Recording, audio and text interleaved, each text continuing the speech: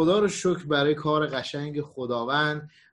ورای همه چیزهای دیگه‌ای که داریم، فکر کنم بهترین چیزی که ما ایماندارا داریم در واقع نام بزرگ و شیرین خداوند هست. برای همین اگه موافق هستین بیایم با هم دیگه قبل از اینکه جلسه رو شروع کرده باشیم یه چند دقیقه رو برای دعا بذاریم، این چند دقیقه کوتاهی رو با هم دعا بکنیم تا دلهامون یه کمی نزدیکتر باشه به خداوند، اون فکر و ذهن ما یه کمی آمادگی بیشتری برای کار خدا داشته باشه. خداوندا شکرت میکنیم به خاطر این لحظه. خداوندا این لحظه شاید برای هر کدوم از ماها یه ساعت باشه، اما برای تو در یک لحظه ایه که تو میدونی ما هر کدوم کجا هستیم. خداوندا بعضی از ماها در جایی هستیم که به تو نزدیکتریم، بعضی از ماها به تو دورتریم، اما ای خداوند تو هرگز به ما نزدیکتر و دورتر نمیشی، تو همیشه در کنار ما هستی.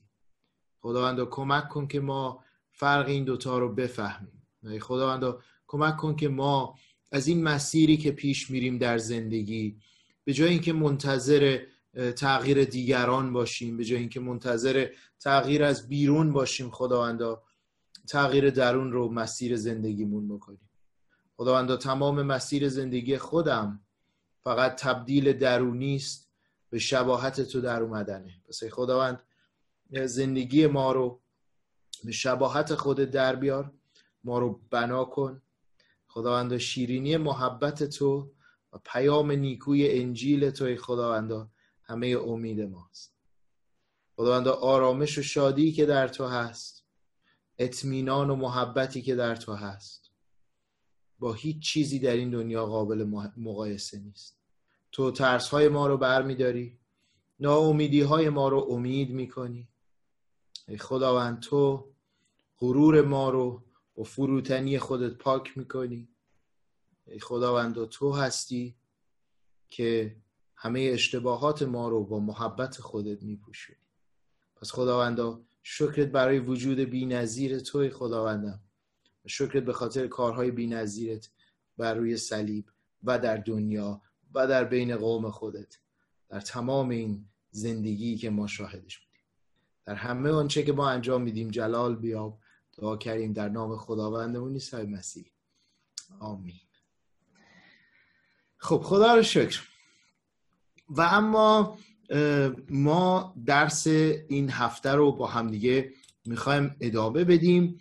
درسی از در واقع دروس خارهای شخصیتی و میوه های روحانی رو با هم بررسی خواهیم کرد. خب خدا رو شکر. و اما خارهای شخصیتی و میوه های روحانی، ما این همه در مورد اینا صحبت کردیم. واقعیتش اینه که هر کدوم از ماها یه شخصیتی داریم و هر کدوم از ماها یه ضعف‌های شخصیتی داریم. حالا بیشتر و بیشتر در مورد این شخصیت، ضعف‌های شخصیتی صحبت خواهیم کرد امشب در موردش، یا امروز برای شما در هر زمانی که شما هستید، و اینکه با همدیگه در این مسیر به اون ادامه کاری که خدا درون ما میکنه در واقع نگاه میکنیم تا بتونیم ازش این برکت مخصوص خداوند رو بگیریم که به ما کمک کنه. ما 2 هفته گذشته با هم صحبت‌هایی کردیم، درسایی داشتیم، صحبت کردیم در موردش. جلسه اول رو با یک کلمه میخوایم خلاصه کنیم. برای همین من فکر کردم راحت ترین کار اینه که جلسه اول رو در یک کلمه خلاصه کنیم. اگه یادتون باشه عزیزان، هممون با هم در موردش صحبت کردیم تقریبا. گفتیم اول درون پیاله. برای همین اول درون پیاله برای ما ملاک و معیار هست. اول اون درون پیاله هست که ما باید درستش بکنیم. متوجه شدیم که مشکلات رو اگه بیرون ببینیم هیچ وقت تغییر نمی کنیم. مسیحیایی میشیم که سالهای سال ایمان دارن، خیلی هم ایمان خوبی دارن، خیلی هم خوب زندگی میکنن، اما اتفاقات زیاد روحانی تو زندگیشون نمیفته. انگار که تغییر قرار از بیرون اتفاق بیفته. منتظریم یه چیزی درست بشه از بیرون تا مشکلات روحانی ما عوض بشه، درست بشه، که طبیعتاً گفتیم چنین نیست و چنین هم نمیتونه باشه. چرا؟ به خاطر اینکه خداوند ما رو دعوت میکنه، به ما میگه اول درون پیاله رو درست بکن. پس این خلاصه جلسه اولمون بود، به ما کمک کرد که بدونیم هدف کجاست. اگه ما ندونیم کجا باید نشونه گیری بکنیم هرگز به هدف نمیزنیم. پس باید نشونه گیری اول رو بدونیم. دوم گفتیم که خلاصه جلسه دوممون چی شد. خلاصه جلسه دوممون هم در یک کلمه گفتیم تصمیم گیری مسیحی باید داشته باشیم. تصمیمات ما نباید اون تصمیمات همیشگیمون باشه، چون تصمیمات همیشگی دائما اون چرخه چیزاییه که ما بهش عادت کردیم، مستقیم میریم توش، میافتیم توش، میپیچیم، برمیگردیم دوباره میاد. دائما این خارهای شخصیتی ما رو بیشتر و بیشتر میکنه. برای این طرف ایماندار هست، اما میبینی که از نظر زندگی روحانی این شخص به محبت مسیحی شناخته نمیشه. برای همین یه ذره کار، یه جای کار ایراد داره دیگه. باید این محبت در واقع کار خدا در وجود او مشخص باشه. چجوری میتونه همچین چیزی مشخص باشه؟ زمانی که تصمیم‌های در واقع مسیحی در زندگیش بگیره. حالا صحبت کردیم در مورد این که این تصمیم‌ها از کجا شکل میگیره. گفتیم ریشه این تصمیمات در هویت ماست. بنابراین هر کاری که من انجام میدم نگاه میکنم میگم من آنم که این کار رو انجام میدم، من آنم که این کار رو انجام میدم، و این هویت خودم رو دائما دارم در اطراف خودم پخش میکنم. از صفحه هایی که دوست دارم، از چیزهایی که میپسندم، از فیلم هایی که نگاه میکنم، از جاهایی که میرم، از اون چه که برام اهمیت داره، از اون چه که برای من مهم حساب میشه، و همه این چیزها میشه در واقع پایه اصلی اون تصمیماتی که هویت من رو در واقع شکل میده. بنابراین اعتراف به این هویت میکنم. خب حالا جلسه امروز رو میخوایم در 4 تا کلمه خلاصش کنیم.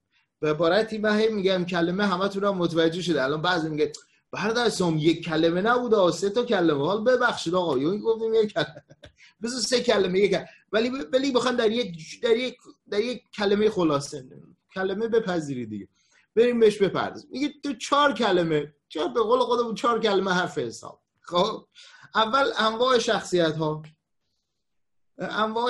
ها و مشکلات پرستشی. اینو شما یک کلمه حساب کنید.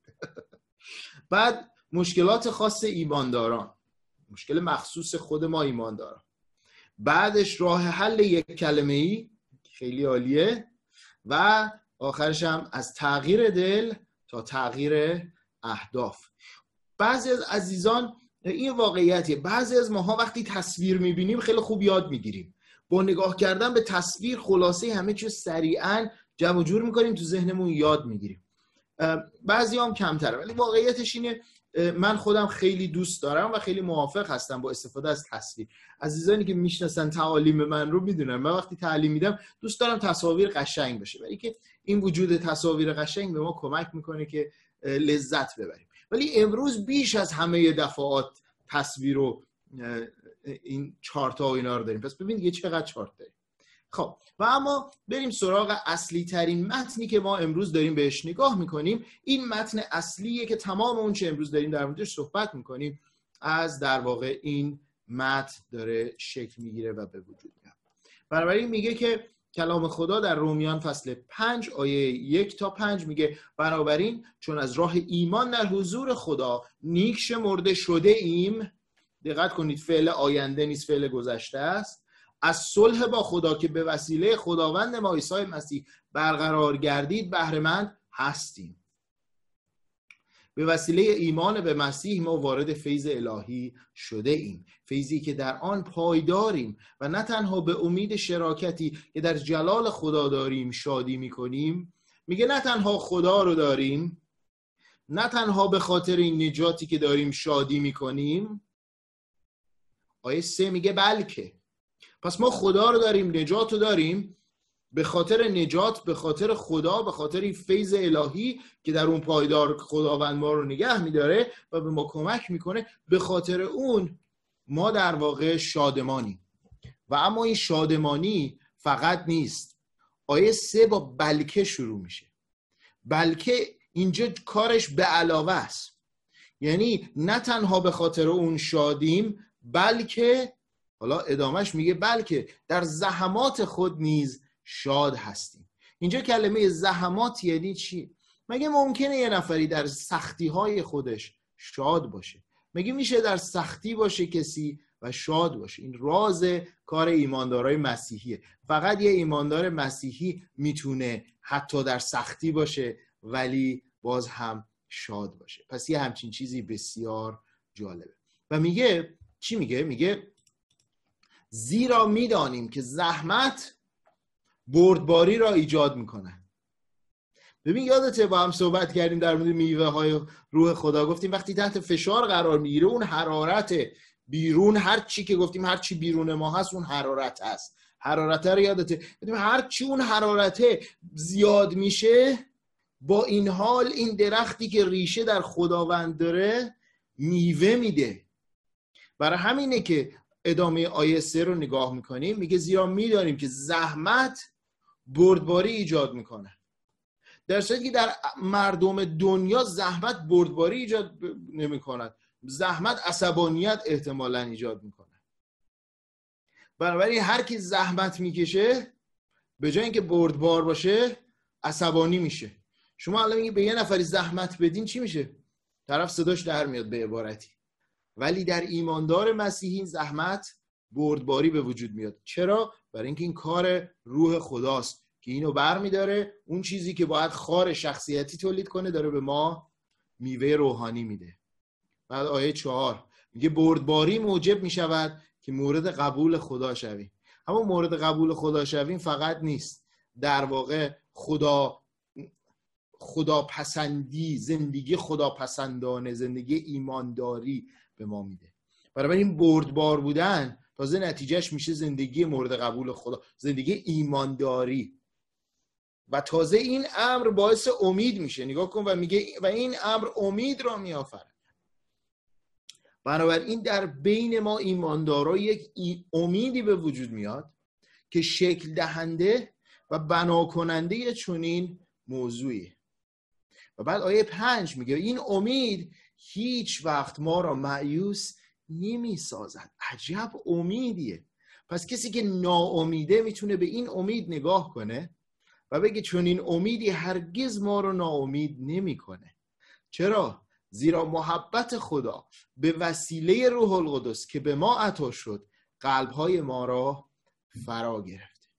و اما اون کلمه‌ای که داریم امروز گفتیم همه درس ما حول محور یک کلمه است.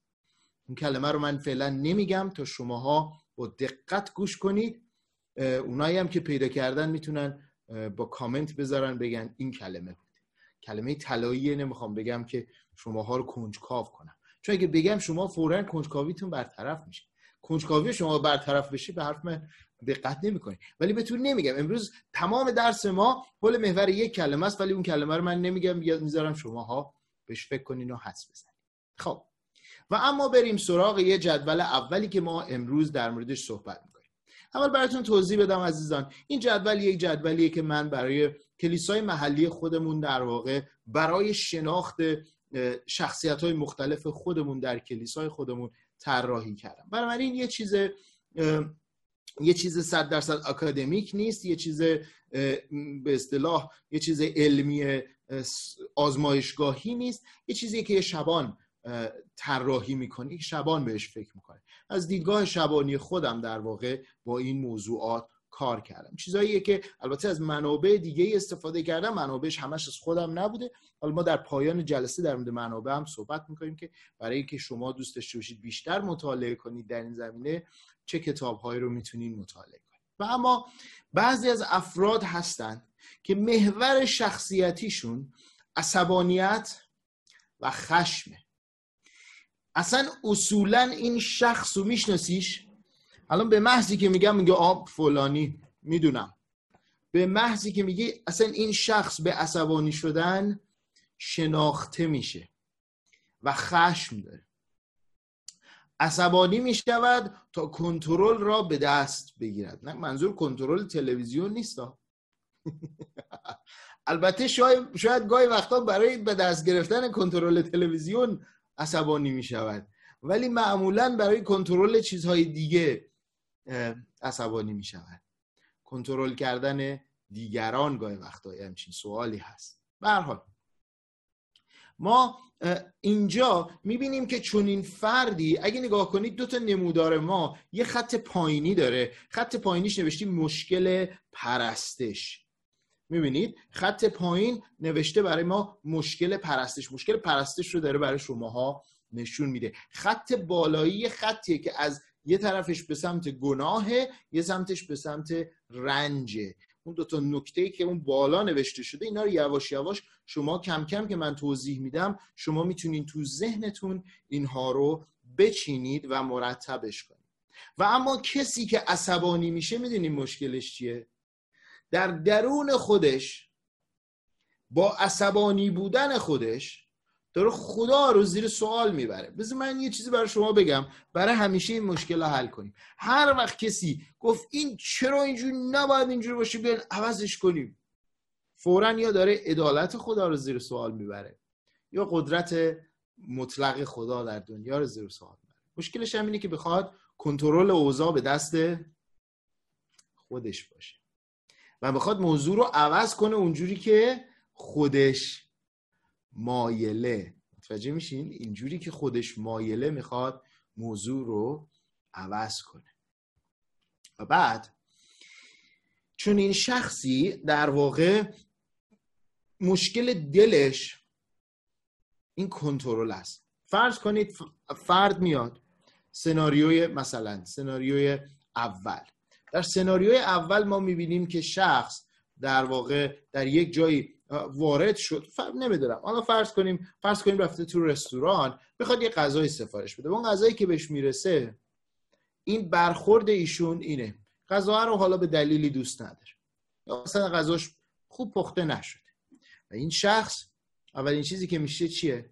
عصبانی میشه، صداشو بلند میکنه.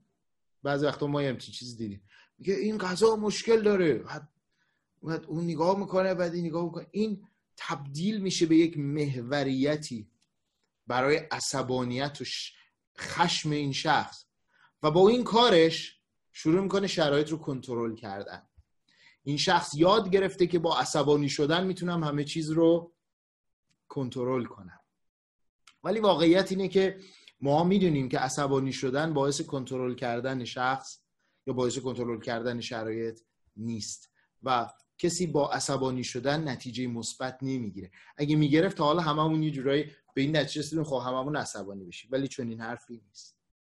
عصبانی شدن، این شخصی که شخصیت عصبانی داره، میدونی نیاز اولیش چیه؟ نیاز اولیش اینه که فروتن بشه.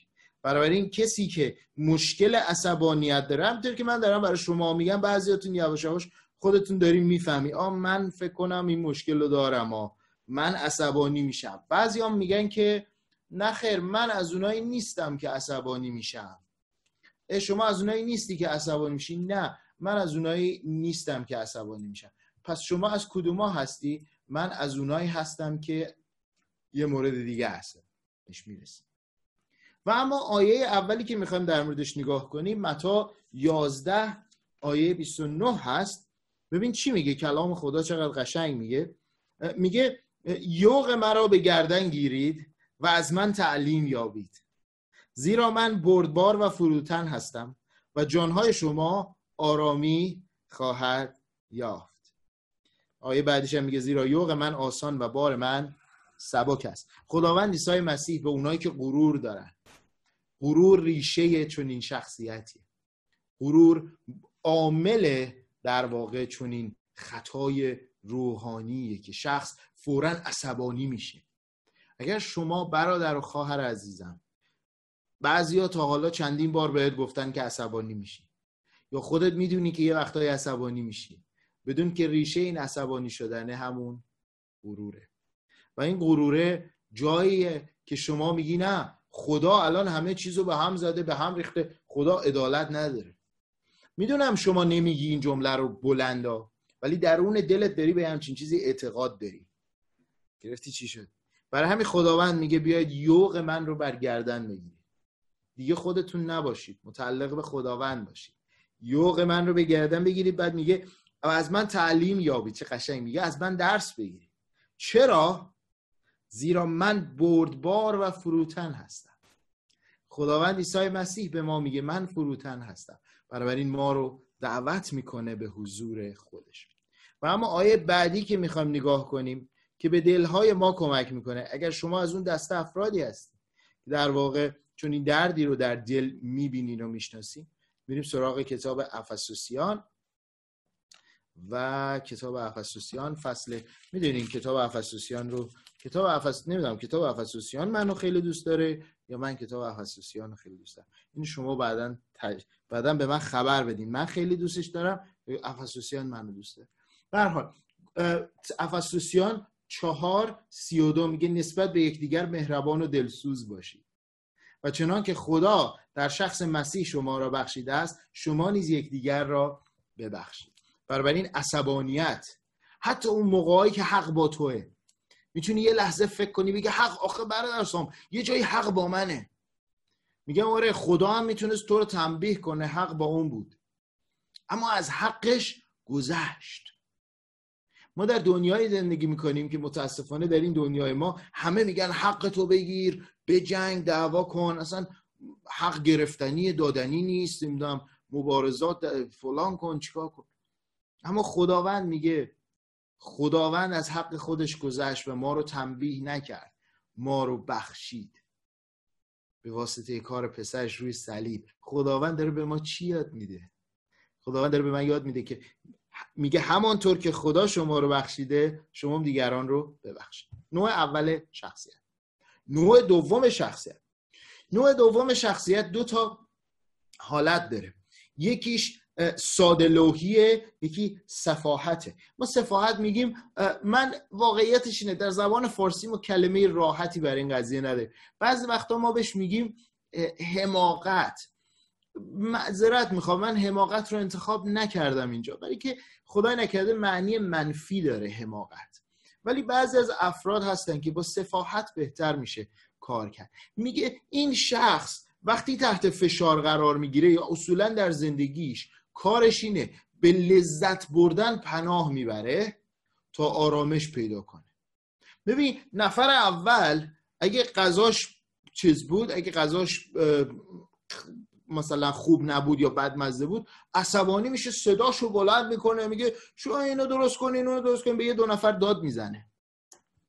نفر دوم شروع میکنه، دو حالت داره حالا، یا شروع میکنه یه چیز خیلی مثلا یه سس اضافه اینقدر میرزه روش که خوشمزهش کنه، یا شروع میکنه با مسخره بازی مشکل خودش رو حل کنه، یا یه جاهایی در زندگیش وقتی بهش فشار میاد به الکل پناه میبره.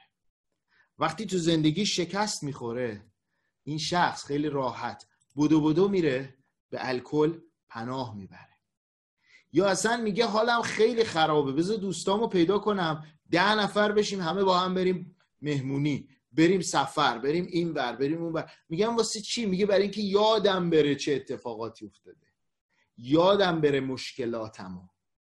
این آدم داره به لذت بردن پناه میبره تا چی بشه؟ تا آرامش پیدا کنه. چی میگه؟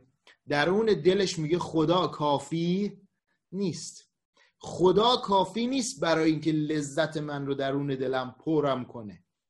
باید یه چیزی پیدا کنم که به من لذت بده. حالا این میتونه لذت از شخصیتی باشه که در پی مواد مخدر میره، شخصیتی باشه که در پی تفریحات سالم و ناسالم میره. منظورم از منظورت از سالمش چیه؟ تفریح سالم چیه؟ زمانی که شما در مشکل هستی، مثلا یه مشکل خانوادگی پیش اومده و خانوادت نیاز به کمک تو دارن و تو باید در کنارشون باشی، اما تو تصمیم میگیری من امشب باید برم مثلا بیلیارد بازی کنم. چرا؟ برای اینکه احساس میکنم آرامش من تو اونه.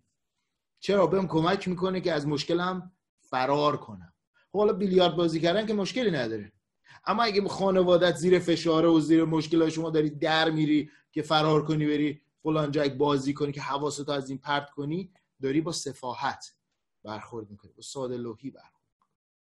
به هر حال چون این چیزی مشکل داره و غلطه. و نیاز این شخص چیه؟ خیلی جالبه. نیاز این شخص حکمته. من یه قسمت رو براتون میخونم. در واقع غلاطیان فصل 6 آیات 7 و 8. البته در مورد امثال هم میتونیم بخونیم، ولی غلاطیان رو فکر کردم چون نمیخوام خیلی زمانمون محدوده، نمیخوام خیلی ما در واقع طولانی بشه. پس غلاطیان 6 7 و 8 میگه چی؟ فریب نخورید. هیچ کس نمیتواند خدا را فریب دهد. کلمه یونانیش میگه هیچ کس نمیتونه خدا رو مسخره کنه.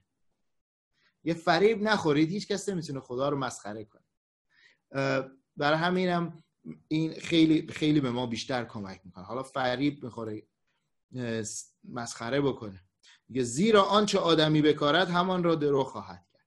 چقدر راحت به ما میگه. این جمله چیه؟ جمله حکمته.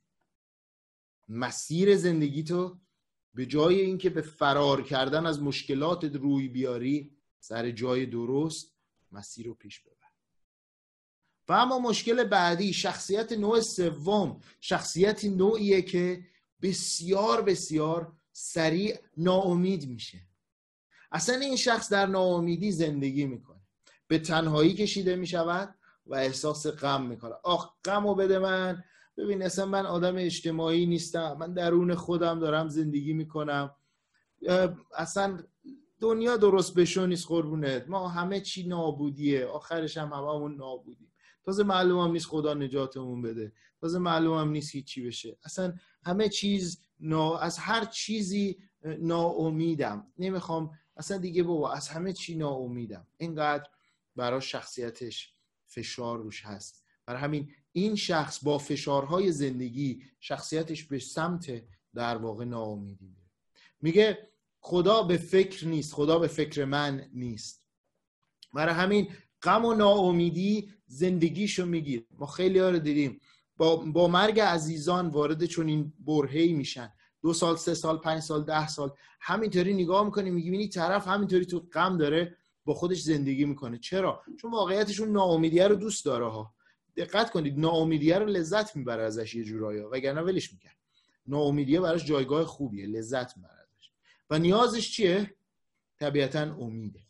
بنابراین من نمیخوام دیگه، چون متی 11 27 11 29 رو خوندیم، میخوام 28 رو نخونیم، بلکه بریم سراغ دوم قرنتیان و دوم قرنتیان رو با هم مطالعه کنیم. فصل 1 در واقع دوم قرنتیان فصل 1 و آیه 3 و 4 به ما چی میگه؟ میگه سپاس بر خدا پدر خداوند ما عیسی مسیح که پدری مهربان و منبع آسایش است. اونی که ناامیده باید اینجا خودشو، اگه شما از اونایی هستی که ناامیدی، خودتو این تو ببین.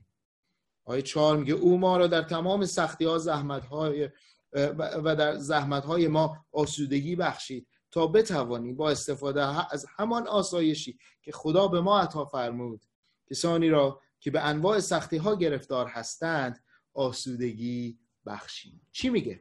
شما که ناامیدی برادر و خواهر عزیزم، یادت باشه اگر بتونی این امید رو در خداوند پیدا کنی، اون وقت میتونی همون شخصیت در واقع دوم قرنتیان فصل 1 آیه 4 بشی. اون کسی که خودش در ناامیدی ها خدای پر از محبت، پدر مهربان و منبع آرامش رو پیدا کرد و از اون منبع آرامش برای دیگرانی هم که مثل خودش بودن تبدیل به کمک شد. بنابراین اونایی که با ناامیدی سر و کار دارن، زندگیشون به دلایلی، به هر دلیل سختی، توی دنیا سختی ها زیاده، به سمت ناامیدی رفته، نیازشون اینه به امید برگردن. گروه آخر گروه ترسه.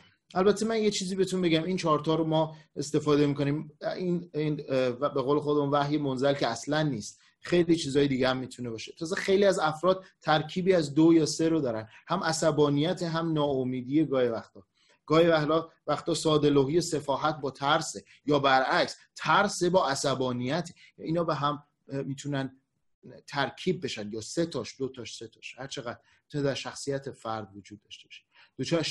دچار ترس می شود و در آن احساس ناامنی می کند، درون ترس زندگی میکنه و با اون ناامنی میکنه. میگه خدا قابل اعتماد نیست. برای همین در درون خودش خیلی از ماها ترس داریم، خیلی از ماها ضعفمون اینجاست و این بخشی از شخصیت ما رو تشکیل میده. در اینجا میتونیم متی فصل 6 آیات 28 و 28 تا 30 رو بخونیم در واقع که بسیار عالیه. البته افسوسیان هم در تصویر هست، ولی چرا متی فصل 6 28 به ما چی میگه؟ میگه چرا برای لباس نگران هستید؟ به سوسن‌های صحرا نگاه کنید ببینید چگونه نمو میکنند. آنها نه زحمت میکشند و نه میریسند. ولی بدانید که حتی سلیمان هم با آن همه حشمت و جلالش مثل یکی از آنها آراسته نشد. پس اگر خدا علف صحرا را که امروز هست و فردا در تنور ریخته می شود آنطور می آراید، آیا شما را ای کم ایمانان به مراتب بهتر نخواهد پوشانید؟ میگه ای برادر خواهری که کم ایمانی، ترس در درون دلت، دائما میترسی نکنه خدا ولم کنه، نکنه خدا بذاره بره. چقدر قشنگه. میگه سوسن‌های صحرا، سوسن‌های صحرا رو خدا میپوشونه. چرا تو رو نپوشونه؟ اگه میشه خدا تو رو هم میپوشونه. خدا تک تک ماها رو با محبت خودش میپوشونه. اونی که به فروتنی نیاز داره میتونه بگه من خدای فروتنی دارم. اگه غرور داره میتونه بگه خدای فروتن با منه. خدای ما فروتنه. رعد و برق دستش نیست بزنه ما رو نابود کنه. اونی که نادانی میکنه و سفاهت میکنه با حکمت. اونی که ناامیده با امید، و اونی که ترس داره با اعتماد. دلهای ما میتونه هر کدومش یه مشکل پرستشی که پایین برای ما شکل گرفته و نیاز تغییر شخصیتی ما در اون بالا رو برای ما نشون میده. و اما این مشکل عمومیه. میتونه همه افراد دنیا چون این مشکلاتی رو داشته باشن. میتونه شخص ایماندار باشه، میتونه شخص ایماندار نباشه. اما فقط خارهای شخصیتی ما به اینجا اتمام پیدا نمیکنه. خارهای شخصیتی دیگه‌ای داریم که خدا بخواد مخصوص ما ایماندارانه. اینه. و مخصوص ایمانداران، گفتم یادتون باشه عزیزان، من بهتون گفتم مخصوصا هم گفتم که شما هم در جریانش باشین. گفتم من در واقع به شما اون کلمه‌ای که امروز می‌خوایم راه حل نهایی رو بهتون نمیگم تا خودتون سعی کنین پیداش کنین، فکر کنین. برای همین میخوام شما رو یه جورایی فکرتون رو باز کنم، بهش فکر کنین، ببینین که امشب در واقع موضوعی که ما داریم اون کلمه نهایی، اون کلمه مخصوصی که داریم در موردش صحبت میکنیم چی هست. و اما میگیم کلام خدا رو ببینید. مکاشفه یوحنا فصل 2 آیه 2 تا 4 میگه اعمال تو را میدانم و از سخت کوشی و پایداری تو آگاهم. این در ایماندار خوبا رو میگیم. گفتیم برادرسام همه اینایی که ضعف داشتن، اون که عصبانی میشد، اون که ناامید میشد، اون که ترس داشت، اون که فلان داشت، من که ایماندار خوبی هم دیگه، حالا برای من چی داری بگم؟ الان برای تعریف میکنم. میگه اعمال تو را میدانم، از سخت کوشی و پایداری تو هم آگاهم. میدانم که شریران را تحمل نمیتوانی کرد. پس چه آدم خوبی، چه کلیسای خوبی. و کسانی را که خود را رسول میخوانند، در واقع میخوانند و نیستند، آزموده‌ای و آنان را دروغگو یافته. اونایی که الکی میگن من رسولم و رسول خدا نیستن رو آزمایش کردی، متوجه شدی که نه خیر، اینا رسول نیستن. مشخصه. میفهمی تعلیم دروغین با تعلیم راستین فرقش چیه. اینقدر درک داری که چون این چیزی رو درک میکنی. آیه 3 میگه میدانم که استقامت نشان داده ای و به پاس نام من سختی ها تحمل کرده. بنابراین آدم استقامت داری هستی، سختی هایی در زندگی تحمل کردی، واسه خودت شخصیت خیلی خوبیه به عنوان ایماندار داری و خسته نشده ای. مقاومت هم میکنی، خستم نشدی. و آیه 4 میگه بیا یه دسته گل برات دارم. حالا گوش کنید دسته گله چیه؟ یا اما این ایراد را بر تو دارم که محبت نخستین خود را فرو گذاشتیم، دسته گل رو به آب دادیم. بنابراین این میشه تصویر مهمی که در واقع ما میتونیم نگاه کنیم. این دسته گل به آب داده ماست. محبت اونایی که از نظر روحانی یه مقداری رشد کردن معمولاً دسته گل رو به آب دادن. برای همین محبت نخستین خود را فرو گذاشتن. و اما این جدول من برای شما نشون بدم، جدول رو باید برای شما یه کمی توضیح بدم. ببینید عزیزان، یه چیزیه مثل نموداریه که از سمت چپ گوشه صفحه شروع میشه. نمودار تک خطی زمانه که به نسبت یه چیزای دیگه ای روش تغییر داره میکنه، ولی به هر حال یک نمودار جزو نمودارهای کاملا ساده حساب میشه. اولش زمان رو مشخص میکنه. شما یه زمانی بوده اون خط صافه که میبینین دیگه اونجا شما ایماندار نبودین، تا یه نقطه‌ای میاد که اینجا چند تا خط باز میشه، از هم جدا میشه. امیدوارم با صفحه دقت کنین متوجه بشین چی عرض میکنم. اونجا موقعیه که ایمان آوردین. پس بنابراین اونجا اون لحظه‌ای که شما در واقع ایمان آوردید. وقتی که ایمان آوردید این تصویر در واقع باز شده، شما با یه چیزی آشنا شدین به نام صلیب. ببینید بین دو خط اول صلیب دیده میشه و این صلیبه در واقع اون چیزیه که ما اول ایمانمون میبینیم و خیلی ازش چه خوشحال میشیم، لذت میبریم، ایمان میاریم، زندگیمون عوض میشه و بعد همه چی خوبه. بعد اون ایماندارایی که سالها با خدا زندگی کردن میگه من اینجا بودم خیلی هم خوب پیش رفتم و همه اینا، اما خب بعد یه چند سال دیگه ایمانم برادر جان، ایمان ما خاک خورده شده، ایمان ما قدیمی شده، ما دیگه اون حال و هوای اولیه ایمانمون رو قربونه نداریم دیگه الان دیگه اون شدت علاقه اول رو نداریم. حالا آیه 4 مکاشفه رو یه بار دیگه نگاه کن، مکاشفه فصل 2 آیه 4 نگاه میگه اما این ایراد رو بر تو دارم که محبت نخستین خود را فرو گذاشتی. درکی داره از در واقع صلیب داشته، شاد بوده، اما از این طرف سمت راست تصویر رو نگاه کنین، یه لوح بزرگیه که نوشته درک ما از قدوس بودن خدا، درک ما از قدوسیت خدا. ما هر چقدر بیشتر در واقع وارد مسیر مسیحیت میشیم با این کلام خدا بیشتر آشنا میشیم.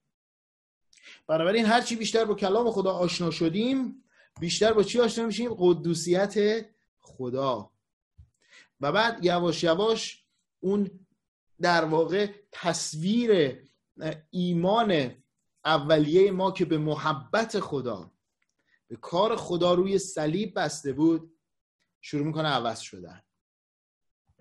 و بعد شروع میکنیم همینطور که پیش میریم صلیبه همون اندازه میمونه و بعد ما شروع میکنیم این بر اون برش رو. چرا؟ برای که میبینیم چقدر قدوسیت خدا گنده است، میبینیم که چقدر خدا قدوس بزرگه و بعد میدونیم که ما کم میاریم. شروع میکنیم این دور و برش رو با چند تا چیز خوب پر میکنیم، یا شروع میکنیم تظاهر میکنیم و یا شروع میکنیم عمل میدویم برای خدمت، برای کارهایی که در واقع میکنیم. دائما یا داریم عمل سعی میکنیم یه اعمالی انجام بدیم که در واقع خودمون رو نیکو نشون بدیم در مقابل آینه قدوسیت خدا، یا شروع میکنیم تظاهر کردن، تصویر این رو نشون میده، تصویر اون تظاهر میکنیم. وای هاللویا، میگیم شما این هاللویات از کجا میاد برادر؟ من اصلا کلن هاللویام قویه. بعد میبینیم تو زندگی شخصیش زن و بچهش با این قضیه موافق نیستن، زندگیش نشون دهنده محبت خدا اونقدری که باید باشه نیست. نمیدونم فرزندش یا مادرش یا پدرش یا اطرافیانش چون این چیزی رو نمیبینن. میگیم این چیه؟ میگیم این تمامش چرخه تظاهره و چرخه تظاهریه که به وجود آورده. دائما داره سعی میکنه خودش رو مسیحی تر از دیگران نشون بده. به محضی که یه جای وارد میشه اولین کاری که میکنه غلط دیگران رو میگیره که همه متوجه بشن که ایشون بهتر بلده. چرا؟ این تظاهره نشون بده ببین من خیلی جلوترم تو این خطه، به درک خدا، به درک قدوسیت خدا بهتر بلده. بنابراین یا اعمال شروع میکنه یا با عمل کردن، با عملهای مختلف، با اقسام عملها، هر کاری که میکنه، چه تو کلیسا خدمت کردن، حتی چه تو کلیسا خدمت نمیکنه جای دیگه، ولی اعمالی انجام میده، به قول خودش اعمال نیکویی داره انجام میده که سعی میکنه با اون اعمال جای خالی صلیب رو برای خودش پر کنه. یا از اون طرف داره تظاهر میکنه و این دوتا پر میشه تا شخصیت ما ایماندارا رو تبدیل میکنه به یکی از شخصیت‌های پر از تظاهر در جامعه اطرافمون.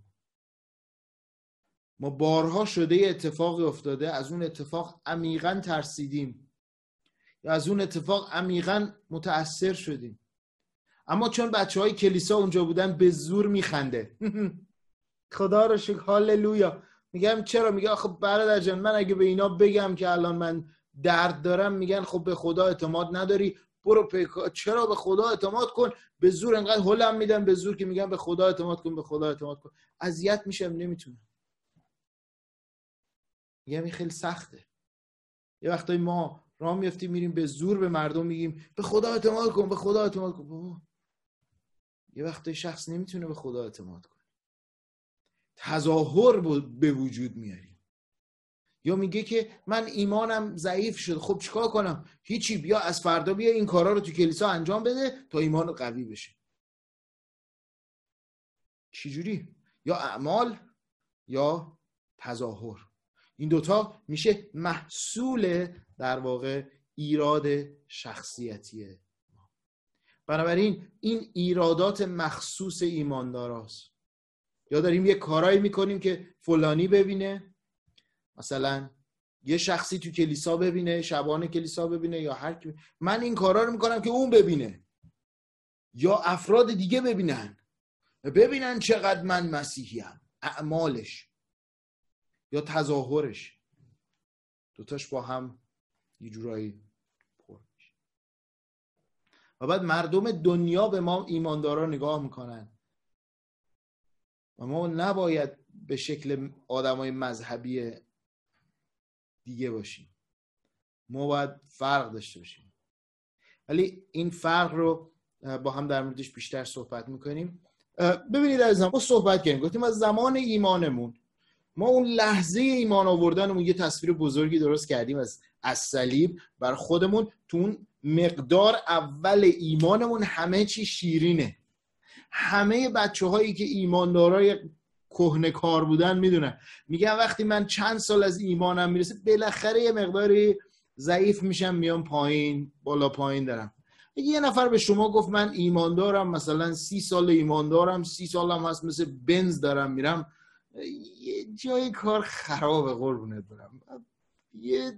یا این دکمه تظاهرش کلا شکسته، یا اینکه خیلی تظاهر زیاد داره. به هر حال بگذاریم. پس بنابراین یه شخصی که میاد پیش شما، اولی که ایمانداری با مسیح تو اون آسمان، اصلا دیدی اول ایمانا چجوریه؟ اول ایمان توی ملکوته، تو شادیه، تو خوشحالی بی‌نظیره. چرا؟ برای اینکه اون دریچه صلیبه به اندازه درک قدوسیت خدا همونقدر باز شده که اندازه درکش از صلیبه. ایراد از اونجا نیست، ایراد از اونجاست که هرچی این جلوتر میره اندازه صلیبه تغییر نمیکنه. درک این آدم از نجاتش، از اون کلمه نهایی که حالا میخوام برای شما رونمایی کنم، از این کلمه نهایی زیاد نیست. کلمه نهایی انجیله. تنها راه حل ما انجیله، خود کلمه انجیل. برادر انجیل که یعنی کتابه رو میگیم؟ نه، پیامه رو میگیم. انجیل 2 تا معنی داره. انجیل یه معنیش معنی کتابه است، کتاب قسمت این قسمتش میشه انجیل. یکی پیامه است، پیام خبر خوش این که خدا گناهان من رو به واسطه مرگ و رستاخیز پسرش در واقع بخشید. پس این پیام خبر خوشه. خب برادر جان این خبر خوبیه، ولی این خبر ما اولی که مسیحی شدیم به ما یاد دادن، گفتن که انجیل چیه؟ گفتیم انجیل یعنی خبر خوشه. ما گفتن خب خدا شد، پس دیگه انجیل رو بلدی؟ گفتیم آره. دیگه از اونجا شروع کردیم درس خوندن، دیگه ما فکر کردیم همون کافیه دیگه. نه، واقعیتش اینه. من توی هفته گذشته خدای برکتی بهم داد که یه کمی با یه چالش‌های شیرینی در زندگی روحانی قدم بزنم و تو اون چالشم یکی از درس‌های مهمی که به یاد خودم اومد یه بار دیگه، چون خداوند به ما یادآوری میکنه همه چیزو، یعنی که حتی هر چقدر تحصیلات داشته باشی، حتی هر چقدر درس بخونی، حتی هر چقدر هر کاری بکنی، تو با کلام خدا قدم نزنی، تو با شیرینی انجیل قدم بر نداری، احتمال افتادن همه ما هست. و این زنهاریه برای تک تک دلهای ما که حواسمون باشه که ما میتونیم ضعیف باشیم. هیچ کس جای محکم نشسته. تنها کسی که جای محکم نشسته خداوند عیسی مسیح. صخره تنها اوست. بقیه همه زیر خطر کار شیطان. الله صحبتاشو در هفته گذشته داشتیم دیگه. هم میتونه کار شیطان باشه، هم جهان بیرون، هم خود فریب دهنده. بنابراین مراقبش باشید. خب پس این شد تصویر اولیه. ما اومدیم تظاهرهامون رو، اون عملهامون رو کنارش قرار دادیم. من برای خدا اینقدر دارم کار میکنم، خیلی من ایمان دارم، من خیلی ایماندار خوبیم، اصلا کی میتونه به من بگه ایمانم خوب؟ این همه من خدمت میکنم. یا مثلا تظاهر، این همه من اطلاعات زیاد در مورد فلان دارم. اصلا اطلاعات داشتن هم مهم نیست، نداشتنش هم مهم نیست. اما این تبدیل میشه به اون مشکله. حالا تصویر درست چیه؟ بعد تصویر درست رو به ما بگو. تصویر درست اینه: اول زمانی که ایمان آوردم، از لحظه ایمان آوردن من، درک من از صلیب به نسبت درک من از قدوسیت خدا رشد میکنه. دو تاست. قدوسیت خدا یه ور معامله است، صلیب یه ور معامله است. این دوتا با هم نخونه شما تبدیل به یک شخصیت بسیار ایراددار میشی. قدوسیت خدا رو شو که هممون تو کلام میخونیم میفهمیم، ولی کار خدا بر روی صلیب و دائما ما فراموش میکنیم. درک درست از صلیب به من نشون میده که صلیب چقدر بزرگ میشه. میدونی هرچی صلیب بزرگتر میشه چی میشه؟ من کوچیکتر میشم. من اگه یه نقطه سر خط اینجا باشم، هرچی صلیب بزرگتر میشه به نسبت بزرگ شدن صلیب منیت منه کوچیکتر میشه. پس این تبدیل میشه به اون چیزی که ما نیاز داریم. کلمه مخصوصی که شما دیگه باید تو ذهنتون جا بیفته اینه: انجیل یعنی درک درست از قدوسیت خدا به نسبت درک درست از صلیب خدا، کار خدا و شخصیت خدا. یکی از چیزهایی که ما تو کلیسا خیلی براش اهمیت قائلیم اینی که شما باید به عنوان ایماندار این دوتا چیز رو خیلی خوب بدونید: خدا کیست و خدا برای ما چه کرد. هر دو. خدا کیست؟ شخصیت خدا رو میخونیم.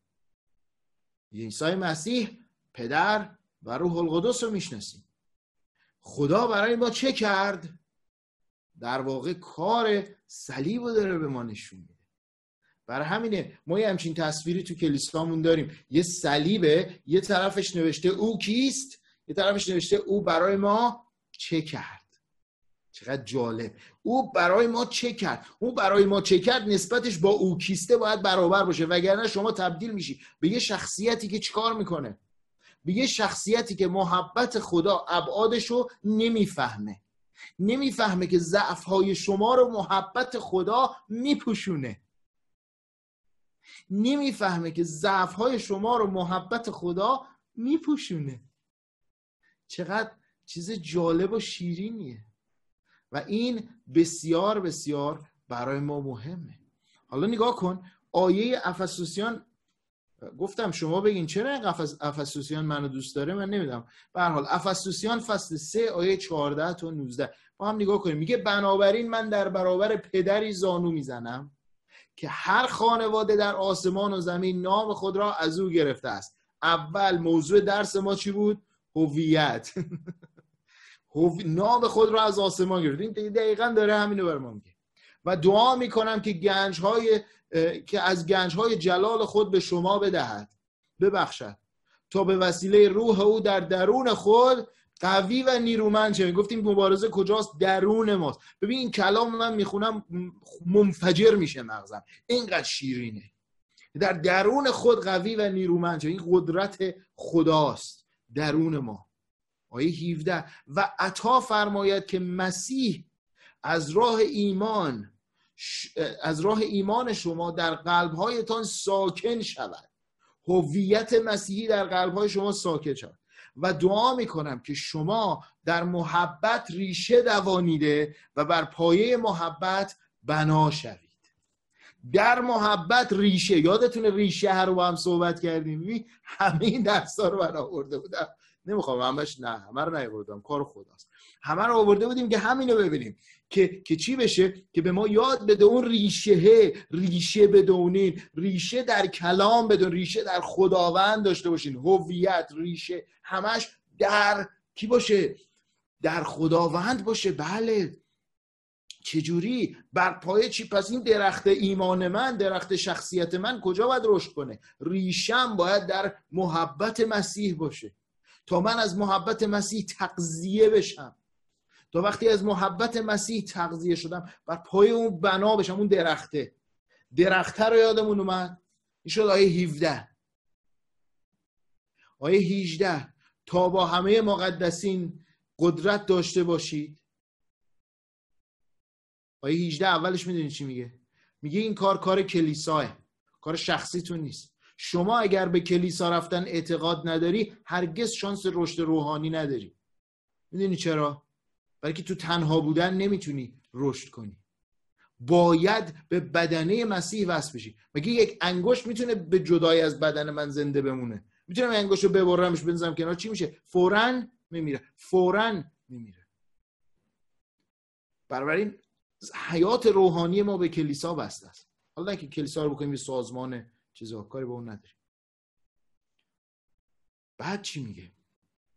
با همه مقدسین قدرت داشته باشی به پهنا، حالا اینجاست، به پهنا، درازا، بلندا و عمق محبت مسیح پی ببرید. تمام ابعاد زندگی شما، یعنی تمام اون قسمت هایی که در شخصیت شما در واقع هست، تمام اون چیزهایی که در وجود شما هست، همه اینا با همدیگه باید تبدیل بشه به چی؟ تبدیل بشه به اون کار خداوند که محبتش در تمام قسمت‌های وجود ما پر کرد. حالا این محبته چی کار میکنه؟ این محبته همون ببین کلمه محبت مسیحی معناش این نیست که وقتی یه نفر گفت محبت مسیحی، این به این معنی نیست در واقع که شما بیایی مثلا یه چیزی رو بگی خب من برای یه لیوان آب آوردم اینم محبت مسیحیه. بله که محبت مسیحی، اما محبت مسیحی ریشه در کار مسیح بر روی صلیب داره. بنابراین محبت مسیح فرق میکنه با محبت معمولی. در دنیایی که ما زندگی میکنیم محبت میدونی چیه؟ در دنیایی که ما زندگی میکنیم محبت یه احساسه. معمولا دختر پسرای جوان وقتی در درون دلشون احساس پروانه میکنن میگن وای محبته. محبت مسیحی احساسی نیست. محبت مسیحی عمله. عمل خدا برای نجات من و تویی که شرایط وحشتناک داشتیم بر روی صلیب. بنابراین دفعه دیگه اینو یه جمله بهت میگم، یه جایی تو زندگی خواستی یادداشت کن بذار روی یخچال، خواستی یادداشت کن بذار روی کتاب مقدس. این جمله رو به یاد داشته باش. هر وقت به محبت خدا به خودت شک کردی، هر وقت به محبت خدا به خودم شک کردم، هر وقت به محبت خدا به خودم شک کردم، کافیست به صلیب نگاه بکنی. کافیست به صلیب نگاه بکنی که ببینی خدا تو رو دوست داره. به یاد بیاری که نه، خدا من رو دوست داره. از کجا میدونیم خدا 100% ما رو دوست داره؟ از اونجایی که روی صلیب به ما نشون داد. پس بنابراین میگه در واقع به پهنا و درازا و بلندی و عمق تمام ابعاد محبت مسیح پی ببرید. چون اگر این دعا رو پولس برای ایمانداران افسوس نمی کرد و اگر این ضعف درونشون متاسفانه تغییر نکرد، ما میبینیم در مکاشفه فصل 2 آیاتش مشخص میکنه که محبت اولیه‌شون رو، همون محبته که پهنا و درازا و بلنده و همه اینا رو داشت و اونو از دست داده بودن. و آیه 19 میگه و آن محبت رو دریابید اگر چه بالاتر از فهم بشر است. تا چی بشه؟ محبت دریابید، خب خدا شد محبت دریابید تا چی بشه؟ تا از پری کامل خدا پر شوید. پری کامل خدا پر شوید. نمیگه از پری نسبی خدا پر شوید، پری کامل خدا. برادر یعنی ما چجوریه؟ یعنی ما یه ظرف اینجوریم باید پر بشیم از یه چیزی. ببین قربونت برم، وقتی نگاه میکنی برادر من، خواهر من، گوش کن، وقتی نگاه میکنی میگه ابعاد درازا، بلندا، عمق، پهنا مال چیه؟ مال محبت مسیحه. وقتی میگه از این پر شوید یعنی از این سرمست و پر شوید، یعنی همه زندگیتون رو پر کنه. یعنی وقتی دست میزنی بهش این تفکر ازش بیاد، تو فکر من و شما همین لحظه یه چیزی داره میگذره، همیشه هم همینطوره، یه چیزی میگذره. همین لحظه هم شما داری شاید به یه موضوعی فکر میکنی. ما ایماندارای مسیحی اگر درون دلمون این تمرکز دل ما، کار دل ما متمرکز شدن بر انجیل و کار خداوند باشه، همه چیز ما رو عوض میکنه و تغییر میده. ما رو تبدیل میکنه به افرادی که متعلق به کار خدا هستیم. بنابراین ما میشیم نه ایماندارای اینجایی که تو این تصویر میبینیم، اونایی که با تظاهر به ایماندار بودن، تصویر ایمانی، وای نمیدونی اصلا بذار من ببینم یه تصویرهای پیدا کنم که قشنگ هر کی از بیرون میبینه بفهمه که من مسیحیم. مسیح گفت اول درون پیاله، اول درون تو درست کن، بیرونش هم برخواستی درست کن، ولی اول درون پیاله. و بعد پس تظاهر نکنیم و بعد سعی نکنیم با اعمال خودمون. میدونی چرا؟ برای که صحبت کردیم، گفتیم درس ما نتیجهش چی بود؟ مسیح به علاوه هیچ چیز. پس اعمال ما نمیتونه این کار خدا رو برای ما بخره. برای همین 90% مشکلات کلیسایی ما اینجوریه. یا یه نفر خادمی میشه که به تظاهر میخواد خیلی خودشو بزرگ نشون بده ولی درونش پوکه، یا اینکه میخواد با عمل زیاد انجام دادن ثابت کنه که من از تو بهترم و خدمتم. این مبارزه متاسفانه چیزی به وجود میاد. و بعد میدونی چی میشه؟ به ما نشون میده که ما باید هر کدوممون انگشتمون به سمت خودمون باشه. خدا رو شکر برای خادمای خیلی خوب، خدا رو شکر برای خادمایی که در خدمتشون مسیر درست ایمان رو طی میکنن و با خودشون انگشته به سمت خودشون. اما کار من و تو میدونی چیه برادر عزیز، خواهرم؟ کار من و تو اینه خودمون رو در این ورطه ایمانی که هستیم دست رو دل خودمون بذاریم، بگیم من کجای این مسیر هستم. چون متاسفانه یکی از، قبلا صحبت کردیم گفتیم یکی از مشکلات اینه، دائما ما به جای اینکه خودمون رو بخوایم تغییر بدیم انگشت اشارهمون هم به سمت خادمینه. تا یه جورایی انگار به خدا میگیم خدایا اگه اون درست نشه منم درست نمیشم. چرا اون درست نمیشه؟ اون درست نشه من درست نمیشم. مبارزه درونیمونه.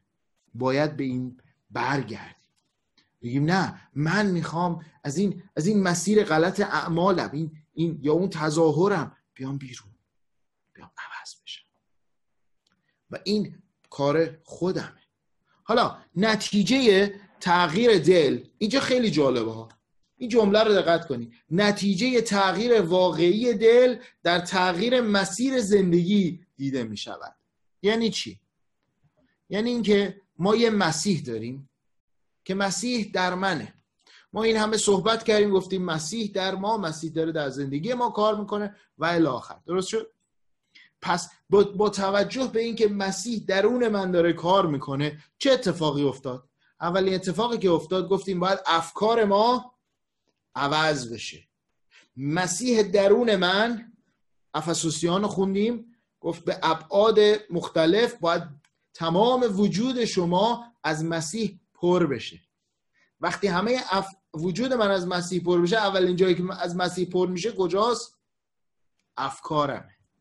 فکر من باید شبیه فکر مسیح باشه. خودم بذارم یه جایی بگم مسیح چجوری فکر میکنه، منم همونطوری فکر کنم. بعدش چی میشه؟ اگر درست افکار من تغییر کرده باشه، علایقم عوض میشه. کسانی که علایقشون عوض میشه در ایمان مسیح یعنی چی؟ قبلا یه چیزای دیگه ای دوست داشتن، علاقهشون یه چیز دیگه ای بوده، خیلی چیز دیگه ای رو خیلی دوست داشتن، الان علایقش داره یواش یواش تغییر میکنه. میگی چی شد برادر فلانی، چی شد خرفان؟ میگه زندگیم دیگه عوض شده، فلان کاری که قبلا میکردم نمیکنم. چرا؟ برای اینکه علایقم عوض شده. چرا؟ به خاطر فکرم، به خاطر مسیح درونم. پس چقدر جالبه. و بعد لایه بعدی چی میشه؟ لایه بعدی میشه اراده. وقتی علایقم عوض شد، اراده من هم تغییر میکنه. تغییر اراده من اینطوری میشه، حالا دیگه تا حالا علاقه داشتم برم مثلا ورزش کنم، حالا اراده میکنم میرم ورزش میکنم مثلا. ولی این ورزش من ریشه در افکار من، در کار من، در زندگی من داره. ببینی میخوام لایه های مختلف شخصیتی رو با هم صحبت کنیم دیگه، هم افکار، هم داریم کار مسیح رو درون خودمون بررسی میکنیم، هم کار کرده اینا. چون افکار روی علایق تاثیر میذاره، علایق روی اراده. وقتی شما یه چیزو خیلی خیلی دوست داشته باشی چیکار میکنی؟ اراده میکنی، میری انجامش میدی. طبیعیه دیگه. بعدش چی میشه؟ لایه بعدیش میشه روابط. وقتی در واقع علایق من عوض شد، اراده منم تغییر کرد، چون دیگه همه اون چیزایی که میخواستم تغییر به وجود اومده، حالا میخوام روابطم عوض میشه. من دیگه نمیخوام با اون آدمایی که اونجا بودم اونجوری بودم زندگی بکنم، اون نمیخوام. برای چی؟ برای اینکه این روابط به من جواب نمیده. این نه اینکه آدم بد باشه، نه اینکه ما بگیم الان مرتاض بشیم، و نه اینکه بریم واسه خودمون یه اتفاقا این موضوع خوبیه که با هم در موردش صحبت کنیم. منظور از روابط عوض شدن هرگز به این معنی نیست که ما مسیحیای پروتستان میریم صومعه میزنیم، میریم میگیم از دنیا تارک دنیا شدم. نه خیر، شما باید وسط دنیا زندگی کنی، چون مسیح هم وسط دنیا زندگی کرد. مسیح هرگز نرفت تو صومعه. در تمام زندگیش عیسی مسیح یا یکی از شاگردان عیسی مسیح پاشونو توی صومعه نذاشتن. پس بنابراین من و تو هم لازم نیست بریم صومعه تارک دنیا بشیم. در صحن معبد بزرگ عیسی مسیح تعلیم میداد، ما میتونیم هر جای دیگه وسط هر شهری و وسط هر جایی تعلیم بدیم. منظور چیه؟ منظور اینه بعضی وقتا ما فکر میکنیم آخ چی میشد اگه ما با کلیسای خودمون تارک دنیا میشدیم، میرفتیم ما هم یه صومعه خوب وا میکردیم، وای چه لذتی داشت، نمیدونی. ولی بعد وقتی نزدیک میشیم میگیم نه، مثل که هممون باید با این خارای شخصیتیمون سر و کار داشته باشیم. برای روابط ما باید از درون تغییر کنه، وگرنه کنار هم قرار گرفتن هیچ فایده‌ای نداره. روابط کی تغییر میکنه؟ زمانی که علایق تغییر کرده به واسطه تغییر فکر. چرا؟ چون ارادت عوض شده، حالا روابطت عوض میشه. وقتی روابط عوض میشه اتفاق دیگه‌ای هم. وقتی روابط عوض میشه اهداف شما تغییر. حالا اهداف من تغییر میکنه یعنی چی؟ یعنی اینکه هدفهای بزرگ زندگیت عوض میشه. کسی که ایماندار خیلی قویه وقتی باش صحبت میکنی میدین چی میگه؟ من بارها با عزیزان صحبت میکنم، میگم برادر مثلا یا خواهر عزیز دنبالش من در پی اینم که برم فلان جای فلان کارو بکنم که بتونم با خداوند یا خداوند رو بهتر خدمت کنم، یا برای خدا فلان کار انجام بدم. وقتی یه همچین جمله من میشنوم میدین چی میگم؟ این از مسیح درون به افکارش رفته، اینقدر علایقش رو عوض کرده که ارادش تغییر کرده اینقدر ارادهش تغییر کرده که روابطش عوض شده دیگه، با اون آدمای قبلی چیز نداره. نه که گفتم منظور این نیست که حالا با دیگران رابطه محبت آمیز نداشته باشیم، اصلا خداوند گفته باید دشمنان خودتون هم محبت کنید، ولی روابطش، جنس روابطش عوض میشه دیگه. دیگه اون چیزایی که قبلا دنیا بهش میداد و اینو میکشید دیگه اونها رو نمیکشدش. و بعد آخرش هم اهدافش عوض میشه. میگی میخوای با زندگیت میخوای چیکار کنی؟ این دفعه میگه من میخوام زندگیمو ببرم برای جهت استفاده خداوند عیسی مسیح. میخوام یه جایی بره زندگیم که خدا میخواد. میخوای چیکار کنی برادر؟ میخوای چیکار کنی خواهر؟ میخوام یه کاری بکنم که زندگی من برای جلال خدا استفاده بشه. خدا رو شکر، چقدر چیز عالیه. خدا رو شکر، چقدر خبر خوبیه. نتیجهش چی میشه؟ نتیجهش تغییر، در واقع نتیجه تغییر واقعی دل چه نتیجه‌ای داره؟ تغییر مسیر زندگی رو در پی داره. مسیر زندگی، نه فقط رفتار. اینا 3 تاست. تغییر دله، دل تغییر میکنه. بله دل تغییر میکنه، خدا رو شکر. اگه واقعا دل شما تغییر کرده، اعمال و رفتار شما هم تغییر میکنه. و اگر اعمال و رفتار شما و دل شما واقعا تغییر کرده، اونجاست که شما میبینی که اهداف، مسیر زندگی شما عوض شده. و کسی که مسیر زندگیش عوض میشه میتونه بگه مسیح در من داره کار میکنه، مسیح داره در من، به من قوت میده. پس چقدر خبر زیبایی.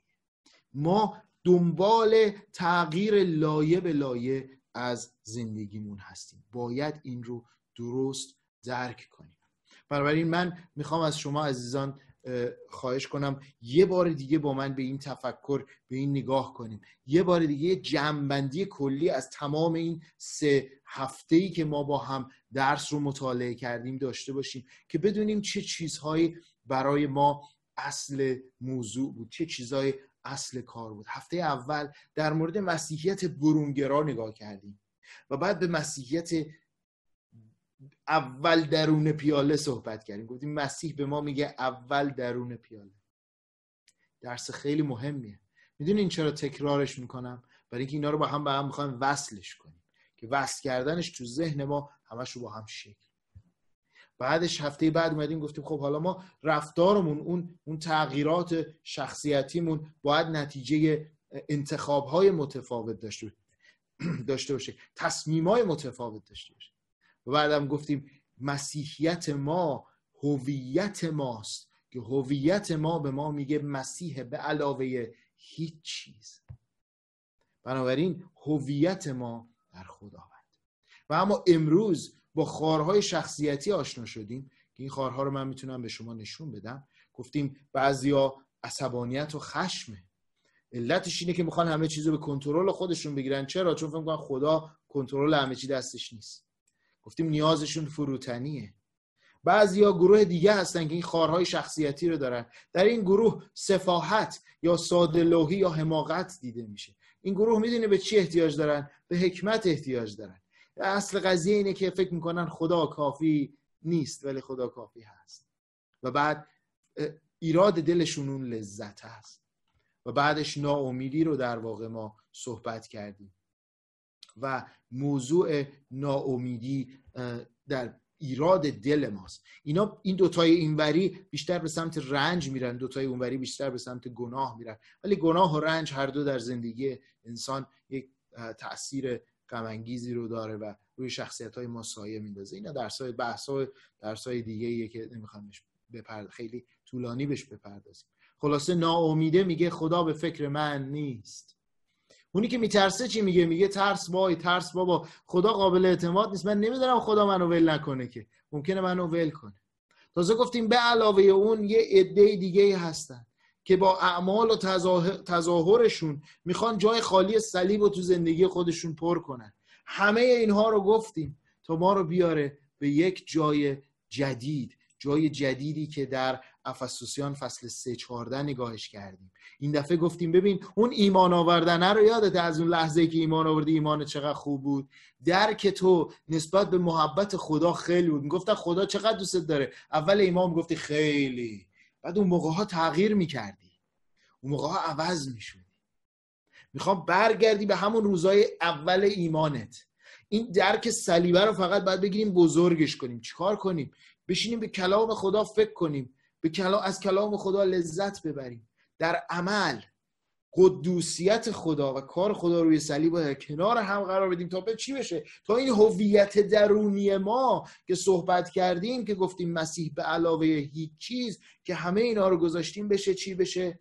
کلمه خلاصه ما، انجیل، پیام نیک خدا برای خارهای شخصیتی من. خدا خبر خوشش برای خارهای شخصیتی منه که از محبت شماها بگین، میدونین از محبت خارها گل میشود. خدا رو شکر، میدونم که خیلیاتون با من اینو گفتین، خدا رو شکر، از محبت خارها گل میشود. ولی از محبت مسیحه که خارهای شخصیتی ما تبدیل به میوه های روحانی میشه. بنابراین از محبت مسیح خارهای شخصیتی تبدیل به میوه های شخصیتی میشه. اونی که اول اینجا صحبت کردیم، گفتیم مثلا رنج و زحمت در مسیحی محصولش بردباری میشه، در صورتی که رنج و زحمت برای آدمای معمولی محصولش خارهای شخصیتی وجود، عصبانیت، هر کدوم از اینا میتونه به وجود بیاد. پس تمام اینا چی به ما میده؟ که شما در محبت مسیح این ریشه رو باز کنید. این ریشه رو در محبت مسیح باز کنید. بذاریم این بشه اون چیزی که درون ما رو تبدیل میکنه. و بعد نهایتش رسیدیم به نتیجه واقعی. گفتیم آزمایش از کجا بفهمم من واقعا دارم تغییر میکنم؟